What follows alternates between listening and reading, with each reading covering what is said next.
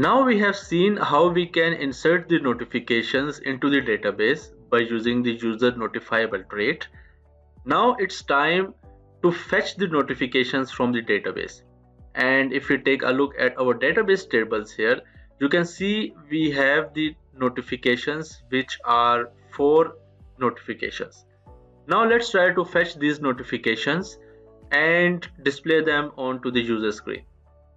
All we need to do is basically, first of all, let's print out or declare an endpoint, and I will name it as notifications.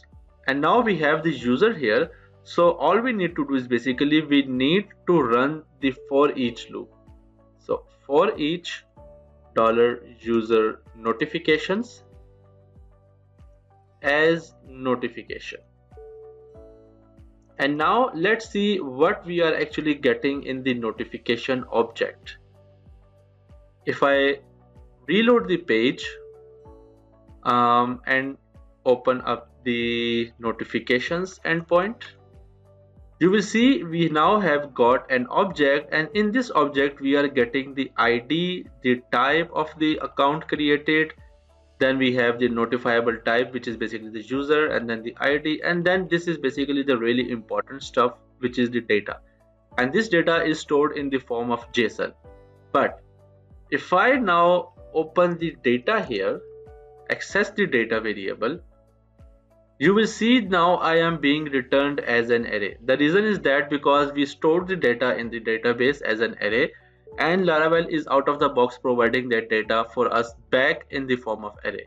So in order to get the data or display the data, all we need to do is basically we need to use the echo and notification.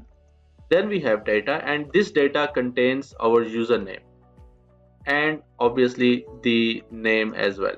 So I'm going to use the BR here. So in order to create a new line, so you can see we now are getting 4 different, obviously 4 same emails, because we have same data in 4 different notifications, but we are actually getting the data. And in order to make it more clear, so I can also use the UUID here.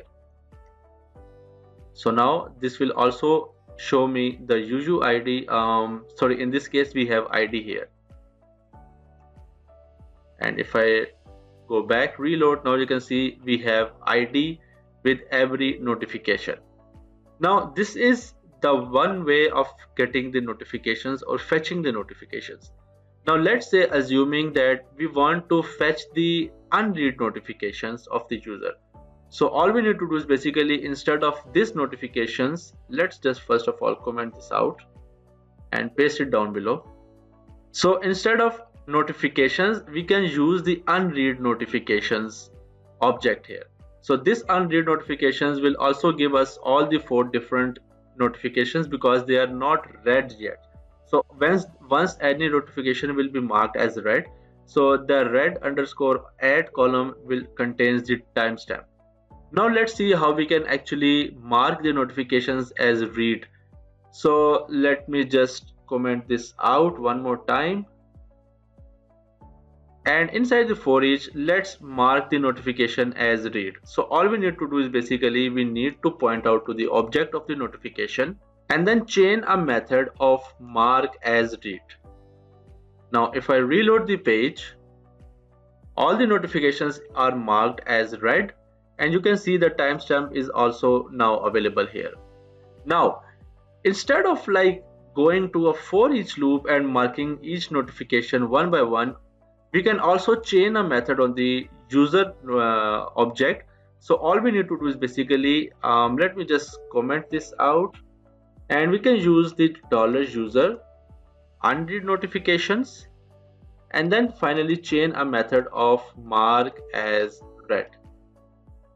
So this will also mark the notifications read. So if I just make this a null here, and if I reload the page again, and then you can see we now have again the notifications is marked as read.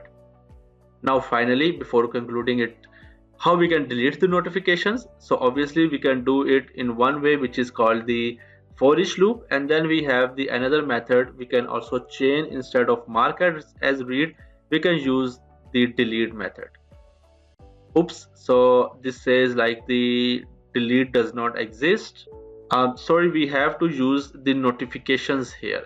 Instead of unread notifications, we need to use the notifications method. And now if I reload, all the notifications are deleted. How cool is that? So now we have learned the notifications in two different ways, like sending an email and then storing the database notifications in the database. And finally, we have learned how we can fetch the notifications from the database. All right, so that's about it, and I will see you in the next one.